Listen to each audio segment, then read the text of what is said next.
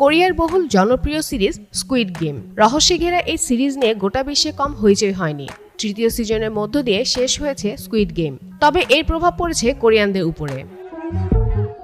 তারা রীতিমতো রাস্তায় নেমে স্কুইড গেমের চরিত্রগুলোর সাথে উদযাপন করছে, কেউ বা সেলফি তুলছে, যেন বাস্তবে ধরা দিয়েছে স্কুইড গেমের প্রতিটি চরিত্র। কোরিয়ানরা মনে করছেন এই স্কুইড গেম বিশ্বব্যাপী তাদের নাটকের সাফল্যের প্রতীক হয়ে উঠেছে।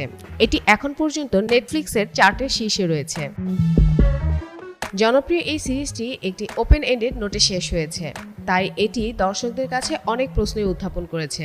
সিরিজের তারকা লি জং জে বলেন, আমি আশা করি দর্শকদের মনে যে যে প্রশ্ন তৈরি হবে সেগুলা নিয়ে নিজেরাই চিন্তা করবে এবং উত্তর খুঁজে বের করার চেষ্টা করবে।